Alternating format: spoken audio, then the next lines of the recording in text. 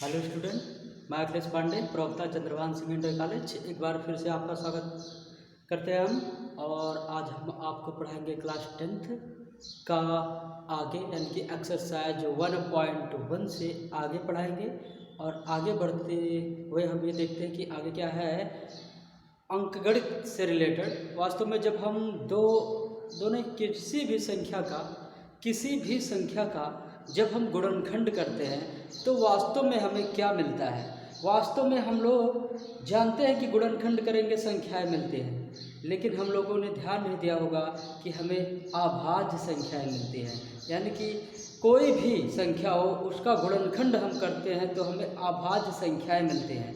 गुणनखंड के रूप में हमें क्या मिलती है? अभाज्य संख्याएं मिलती हैं। आज हम यही सीखेंगे और भी थोड़ा सा इसमें HCF LCM और कोई दो संख्या हो उसके HCF और LCM में रिलेशन यानी कि संबंध क्या होता है, आज उसके बारे में हम जानेंगे। तो आइए देखते हैं अंकगणित की आधारभूत प्रमेय, फंडामेंटल थ्योरम ऑफ अर्थमेटिक, ये पढ़ना। यानी कि अंकगणित की आधारभूत प्रमेय है क्या, इसमें वास्तव में क्या होता है। तो वास्तव में हमने डिफिनेशन तो लिखा कि क्या होता है, इसको आप नोट कर लेंगे और उसके बाद हम समझा दे रहे कि ये होता क्या है। बहुत ईजी है, बहुत ज़्यादा टफ नहीं है। तो वास्तव में अंकगणित की आधारभूत प्रमेय में होता क्या है कि प्रत्येक भाज्य संख्या, वास्तव में कोई भी संख्या हो, जैसे मान लीजिए चार एक भाज्य संख्या है कि नहीं है, तो कोई भी भाज्य संख्या का गुणनफल जब हम करते हैं, वास्तव में गुणनखंड करते हैं, तो गुणनखंड जो करते हैं वो होगा 2 × 2। तो 4 का गुणनखंड किस रूप में मिला? 2 × 2। 2 कैसी संख्या? अभाज्य।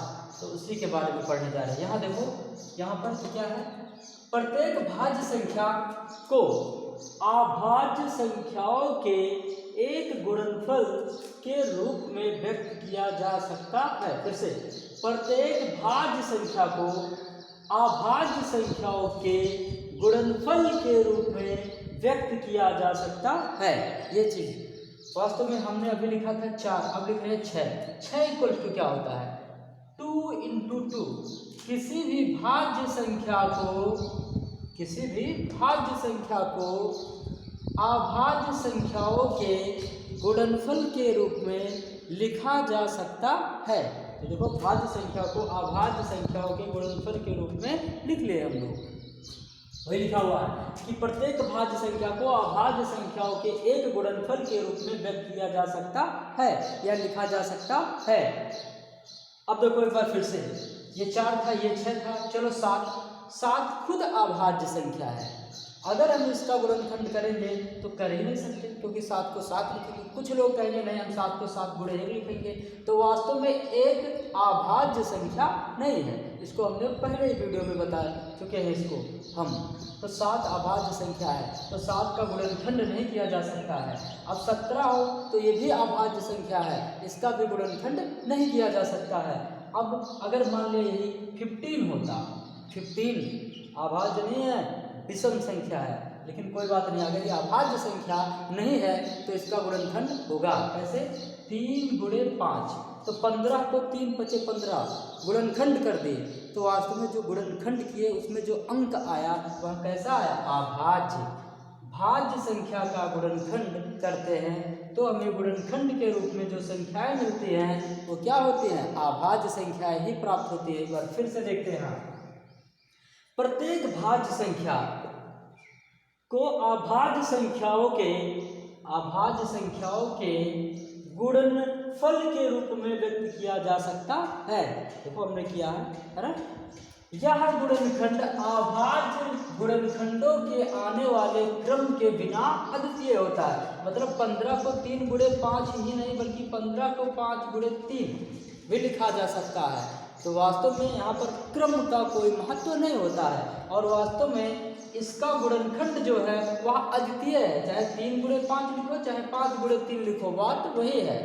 क्रम से कोई मतलब नहीं है और अद्वितीय है, मतलब 15 है तो ऐसे लिखोगे तो भी 15 का गुणनफल होगा और 15 का गुणनखंड होगा, और अगर ये 15 ऐसे लिखा हुआ तो ये भी जो लिखा गया गुणनखंड यहाँ भी 15 का गुणनखंड होगा। तो वास्तव में अद्वितीय गुणनखंड प्राप्त होता है, चाहे उनमें संख्याओं का क्रम कोई भी हो, चाहे 15 को 3 गुणे 5 लिखो, चाहे 15 को 5 गुणे 3 लिखो, क्रम कोई भी हो, अद्वितीय गुणनखंड ही मिल रहा है। अद्वितीय मतलब वही गुणनखंड मिल रहा है जो फिक्स है और कुछ नहीं हो सकता है। उम्मीद है समझ में आया। अब आगे देखो, एक बार फिर से इसको देखो, शायद अब ज़्यादा समझ में आ गया होगा। अब ये बात जो लिखा हुआ तुरंत समझ जाओगे।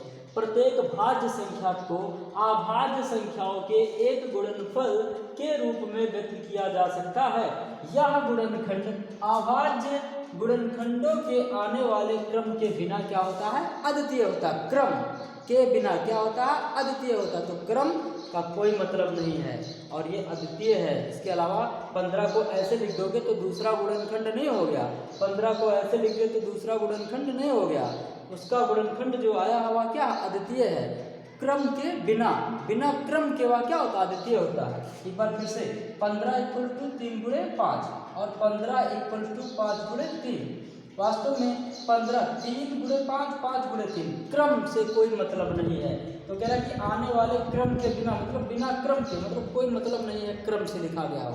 बिना क्रम के क्या होता? अद्वितीय होता, मतलब फिक्स है। देखो 3 गुणे 5 3 गुणे 5 या 5 गुणे 3 एक ही बात होता है ना, ये चीज़ है। एक बार फिर से वीडियो को देख लीजिएगा, अगर कोई डाउट होगा तुरंत समझ में आ जाएगा। बार बार देखोगे समझ में आएगा जल्दी से, पहले कई बार देखो उसके बाद नोट बनाओ, एकदम सही से क्लियर हो जाएगा, गारंटी है। तो यहाँ तक समझ में आ गया कि वास्तव में अंकगणित की आधारभूत प्रमेय क्या है। एक बार फिर से कहते हैं कि अंकगणित की आधारभूत प्रमेय जो होता है वह और कुछ नहीं है, किसी भी भाज्य संख्या का गुणनखंड कर दिया जाता है। तो क्या होता है? किसी भी भाज्य संख्या का गुणनखंड जो है वह हमें किस रूप में मिलता है? किसी भी भाज्य संख्या का गुणनखंड, गुणनफल नहीं, गलत किए हम, गुणनफल नहीं गुणनखंड, किसी भी भाज्य संख्या का गुणनखंड अभाज्य संख्या के रूप में ही प्राप्त होता है। अब उनका गुणनखंड हम कर सकते हैं और हमें मिलेगा। तो वास्तव में और देखते हैं आगे, जैसे कुछ संख्याएं यहाँ पर लिखे हुए हैं, जैसे 32,760। तो 32,760 का अगर हम क्या करते हैं? गुणनखंड करते हैं तो आएगा 2 गुणे 2 गुणे 2 गुणे 3 गुणे 3 गुणे 5 गुणे 7 गुणे 13, ये चीज़ आएगा। अब गुणनखंड करना नीचे क्लास में ही बताया जाता है, 6 7 8 तक ये सब जानते हो, कर लेना। ऐसे ही तो किया जाता है ना। 32,760 और गुणनखंड कर लोगे कैसे? पहले 2 से काटते हैं, फिर ऐसे ऐसे आता होगा, कर लोगे। उसके बाद जो है 5005 का अगर गुणनखंड करोगे तो 5 गुणे 7 गुणे 11 गुणे 13, फिर इसका गुणनखंड करोगे 17 गुणे 19 गुणे 23 आएगा, कर लोगे। 3825 का करोगे तो 3 गुणे 3 गुणे 5 गुणे 5 गुणे 17, 210 का करोगे 2 गुणे 3 गुणे 5 गुणे 7। अब इसको लिखे क्यों है? इसमें गणित का आधारभूत प्रमेय कहाँ लग रहा है? जब हम गुणनखंड करके, यानी कि गुणनखंड जिससे कर लेते हैं, इसका गुणनखंड कर देंगे जब हम, तो इसका क्या मतलब है?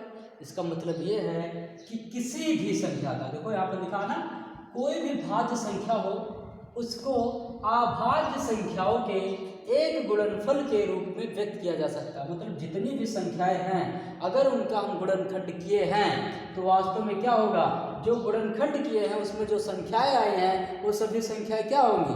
अभाज्य संख्याएं होंगी। देखो इसका गुणनखंड 2 अभाज्य है, 2 अभाज्य, 2 अभाज्य, 3 अभाज्य, 3 5 7 13, ये सभी क्या? अभाज्य संख्या है। फिर इसमें देखो 5 7 11 13 कैसी संख्या? अभाज्य।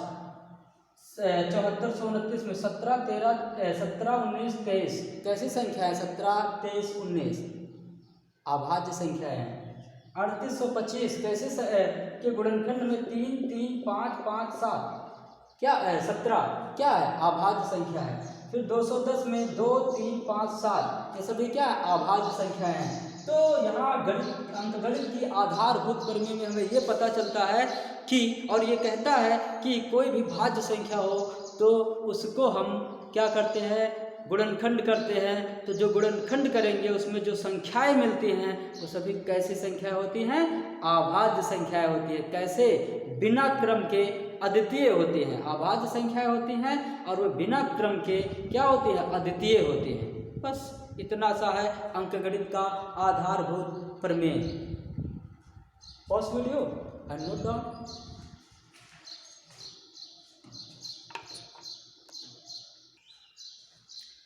तो आइए आगे बढ़ते हैं और देखते हैं कि आगे क्या है। तो कहने का मतलब ये है कि HCF LCM कब निकलता है? जब दो संख्या दी गई हो, यानी कि कोई भी दो संख्या हो तो उसका HCF निकाला जा सकता है, उसका LCM निकाला जा सकता है। तो आइए देखते हैं। तो किन्हीं दो संख्याओं यानी कि पहली संख्या A हो, दूसरी संख्या B हो और उनके HCF और LCM में हमें संबंध, HCF कुछ होगा LCM कुछ होगा, वहाँ पर क्या मानकर चल रहे हैं? HCF LCM है, यानी कि दो संख्या A और B है, उसका HCF है और उसका LCM है, और इसमें क्या संबंध होता है?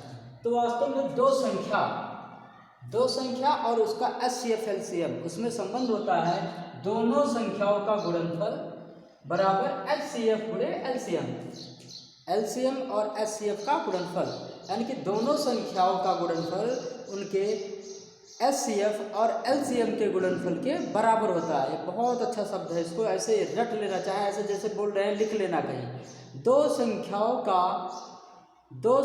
का गुणनफल बराबर उन संख्याओं का HCF गुणे LCM। ठीक, अब आगे देखो, ये वही लिखा हुआ है। अब मान लेते हैं पहली संख्या कुछ हो, दूसरी संख्या कुछ हो, उसका HCF हो, उसका LCM हो। ठीक, पहली संख्या गुणे दूसरी संख्या बराबर क्या होता है? HCF गुणे LCM। ये भी याद रखना है, फॉर्मूला है। पहली संख्या गुणे दूसरी संख्या बराबर क्या? HCF गुणे LCM, मतलब इन दोनों का HCF, इन दोनों का LCM।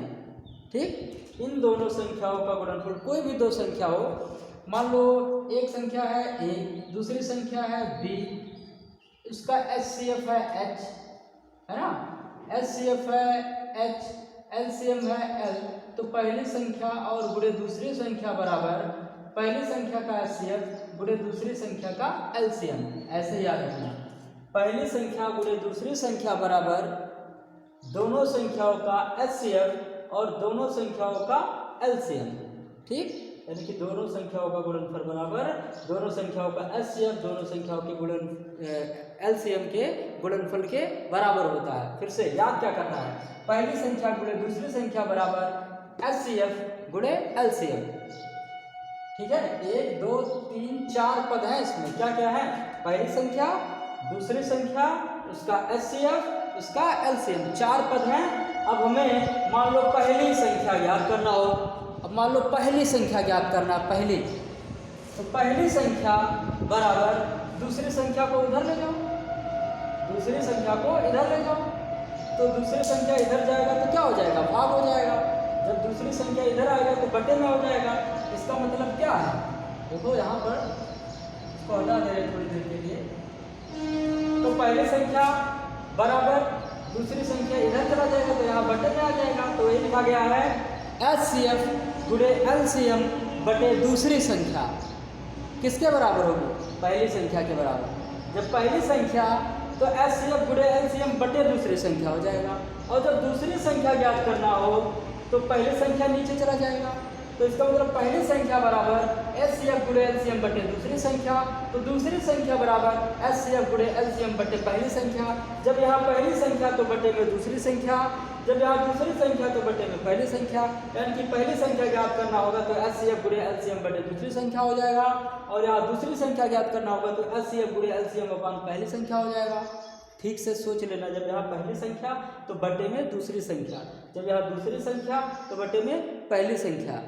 यानी कि याद रखना, ऐसे सवालों के लिए सिर्फ दो ही संख्याएं दी गई होंगी, तीन नहीं, दो संख्याएं, उनका HCF उनका LCM। अभी क्वेश्चन लिखेंगे, हम बताएंगे कैसे। तो ये रहा फार्मूला। यदि HCF ज्ञात हो और एक संख्या HCF पता हो, LCM पता हो और दूसरी संख्या पता हो तो पहली संख्या आ जाएगा। और यदि HCF पता हो, LCM पता हो, पहली संख्या पता हो तो यहाँ रख देंगे तो क्या आ जाएगा, दूसरी संख्या आ जाएगा। फिर अब यहाँ से देखो, पहली संख्या का नाम A हो, दूसरी संख्या का नाम B हो, तो HCF वही है, LCM वही है। यहाँ से यहाँ पहुँचते हैं। अब देखो इसको इधर और इसको इधर लिख दिए तो HCF इधर आ गया गुणे LCM और ये उधर चला गया, मतलब इधर उधर नहीं लाया गया, नहीं बटे में कर लो, ऐसे पलट दिया गया। ठीक, तो HCF गुणे LCM equal to A into B। अब ध्यान से सुनो, अब हमें HCF निकालना हो तो HCF या LCM निकालना हो तो LCM यही रखो, A गुणे B और बटे क्या हो जाएगा HCF। देखो HCF को यहाँ ले जाओगे इधर तो क्या आ जाएगा, अब एकदम नज़दीक लिखा हुआ है, कंफ्यूजन में मत रहना। देखो HCF गुणे LCM इक्वल्स टू A गुणे B। अब बताओ LCM यहाँ रखो, HCF इधर ले जाओगे तो बटे में HCF नहीं हो जाएगा, तो A गुणे B बटे HCF। LCM बराबर A गुणे B बटे HCF। फिर हम बचा लेते हैं, HCF बचा ले रहे हैं, LCM उधर ले जा रहे हैं, तो HCF इक्वल्स टू A गुणे B बटे LCM हो जाएगा। फिर से देखो LCM बराबर LCM इक्वल टू बटे HCF हो जाएगा, HCF इक्वल टू बटे में LCM हो जाएगा। किसके बटे में, दोनों संख्याओं के गुणनफल।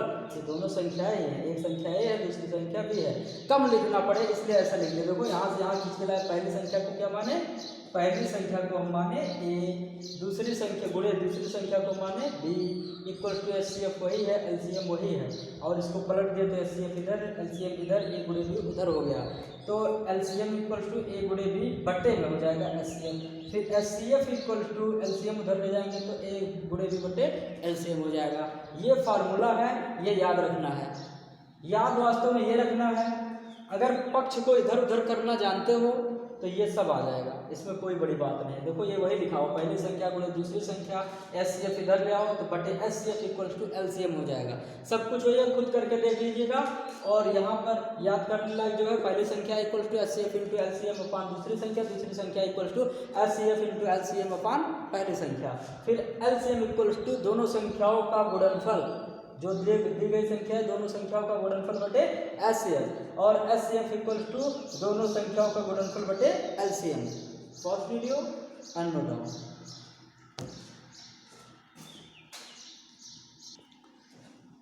तो आइए आगे बढ़ते हैं और क्वेश्चन देखते हैं, उस पर आधारित क्वेश्चन देख लेते हैं।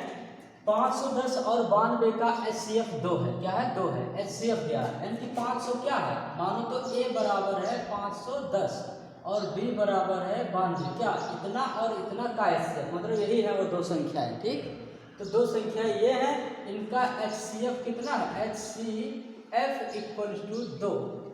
देखो HCF 2 है तो क्या क्या करना है, LCM इक्वल टू क्या होगा, तो हमें पता होना चाहिए कि चूंकि क्या LCM गुणे HCF इक्वल टू A गुणे B, अभी अभी लिखे थे एक संख्या दूसरी संख्या, इसी तरह से नीचे लिखे थे, दोनों को कई बार समझ रहे, दोनों एक ही बात लिखा होता, बस इधर उधर कर दिए थे और कुछ नहीं। तो HCF गुणे LCM इक्वल टू AB, यही याद रखना। उसके बाद क्या याद करना, LCM, तो LCM को एक तरफ बचाओ, बाकी सबको दूसरी तरफ ले जाओ। LCM देखो यहाँ पर LCM ज्ञात करना ना, तो LCM इधर ही तो है, LCM यहाँ पर बचा लो, LCM यहाँ पर बचाओगे जब तो लिखेंगे LCM इक्वल टू A गुणे B, ये HCF इधर आ जाएगा, HCF इधर आ गया, क्यों आ गया, क्योंकि हमें LCM चाहिए था, HCF को उधर ले गए। देखो वही फॉर्मूला बन गया कि नहीं बन गया, तो ऐसे करोगे, ये याद रखोगे, ये अपने आप आएगा, जो लाना होगा आ ही जाएगा।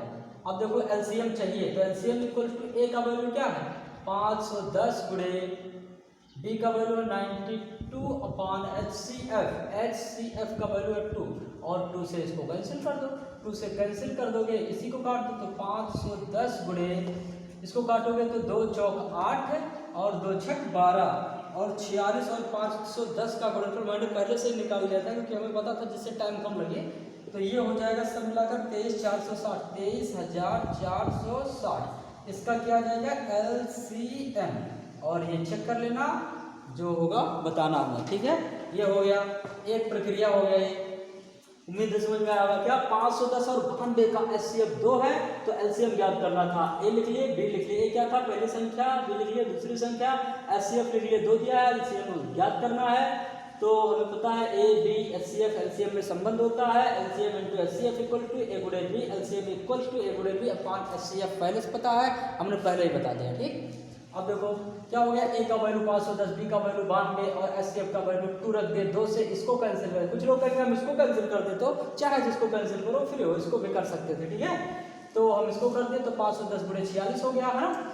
उसके बाद 510 का 46 में गुणा कर दिए तो 23,460 आ गया। ये हो गया क्या आंसर। अब देखो क्या है नेक्स्ट क्वेश्चन नंबर 2 कह रहा है कि यदि 26 और 91 का एलसीएम 182 तो HCF जाती है। इसमें क्या ज्ञात करना था LCM, अब इसमें क्या ज्ञात करना है HCF। तो हमें पता होना चाहिए क्या क्या दिया। जब इसको सॉल्व करेंगे तो सॉल्व जब करेंगे तो a बराबर 26 है पहली संख्या है ना, याद रखना a और b का जिन दोनों का एलसीएम दिया होगा वही पहले और दूसरी संख्या होगी। तो 26 और किसका 91 का, तो a बराबर इतना और b इक्वल टू 91, एलसीएम दिया हुआ है LCM इक्वल टू 182। पिछले में क्या दिया था HCF और ज्ञात क्या करना है HCF। क्वेश्चन में देखो, क्वेश्चन में पता है क्या ज्ञात करना है, क्या दिया है। अब देखो, अब हमें ए बी LCM HCF में संबंध पता है तो लिखेंगे क्या ज्ञात करना है HCF, तो लिखोगे LCM into HCF equal to A गुणे बी होता है फॉर्मूला। ज्ञात क्या करना है HCF, तो HCF बचाओ बाकी को दूसरी तरफ ले जाओ। यहाँ क्या ज्ञात करना था LCM को बचाओ बाकी को दूसरी तरफ ले जाओ। तो यहाँ क्या बचाना है HCF इक्वल टू ए गुणे बी अपॉन LCM। तो HCF इक्वल टू यहाँ भी लिख सकते थे LCM इक्वल टू, बार बार लिखना इतना लिखा जाए है ना। HCF इक्वल टू ए का वैल्यू कितना है यहाँ पे 26, 26 इंटू बी का वैल्यू कितना है 91 अपॉन LCM इक्वल टू कितना है 182। कैंसिल करो, कैंसिल होगा 13 से कटेगा या तो 2 से कटेगा, 2 से 1 भी कट जाएगा, 13 दूना 26 और ये 13 एकम 13 5 52, 13 चौके 52 कट जाएगा। तो यहाँ पे लिख रहे हैं 13 दूना 26 91 बटे मतलब 2 है, 13 से इसको काट दे और 13 से इसको काटेंगे, 13 एकम 13 और 13 चौके 52 14 आ जाएगा। काट लेना इसको काटोगे जब तो यहाँ 2 आएगा, इसको काटोगे यहाँ तो 14 आएगा। तो यहाँ HCF इक्वल्स टू आ गया। अभी देखो 2 से 14 भी कटेगा, 2 एकम 2 और 2 सत्ते 14, तो ये आ गया 91 अपॉन 7 और ये हो गया 13 सत्ते 91, ये हो गया HCF इक्वल्स टू 13। ये आ गया इसका HCF। ये 2 क्वेश्चन थे, इस पर बेसिस क्वेश्चन थे, हमने बता दिए। अगर ये बताओ, अगर LCM दिया है HCF दिया है एक संख्या दिया है तो दूसरी संख्या ज्ञात कीजिए, तब भी यही लिखोगे LCM गुणे HCF इक्वल टू ए गुणे बी। या कुछ लोग कहेंगे हम ऐसा लिखेंगे कि ए गुणे बी इक्वल टू HCF गुणे LCM। अगर ए मतलब पहली संख्या ज्ञात करना होगा तो b इक्वल टू HCF गुणे LCM अपॉन b, यानी कि दूसरी संख्या ज्ञात करना तो अपॉन b, ए हो जाएगा, बता चुके मतलब पहली संख्या। और यदि हमें ए ज्ञात करना मतलब पहली संख्या तो क्या होगा HCF गुणे LCM अपॉन b। दूसरी संख्या बराबर HCF गुणे LCM बटे पहली संख्या इक्वल टू HCF गुणे LCM बटे दूसरी संख्या। ये पहले ही बता चुके हैं, इसी में अभी हमने बताया वीडियो में, नोट कर लीजिएगा, समझ लीजिएगा, अपने मर्जी से कुछ क्वेश्चन ले लीजिएगा, सॉल्व करिएगा, उसके बाद हम बताएंगे। एक्सरसाइज हमने नहीं शुरू किया, अभी शुरू करेंगे। इसके बाद ये चीज़ें हमें सीख लेनी चाहिए पहले, अभी हम इसके पहले बताएंगे, अगले दिन बताएंगे अभाज्य गुणनखंड द्वारा क्या HCF और LCM ज्ञात करना। हमने यूक्लिड विभाजन प्रमेयिका की सहायता से HCF ज्ञात करना सीखा है, लेकिन हमें और आना चाहिए अभाज्य गुणनखंड विधि द्वारा LCM और HCF ज्ञात करना। नेक्स्ट डे मिलेंगे।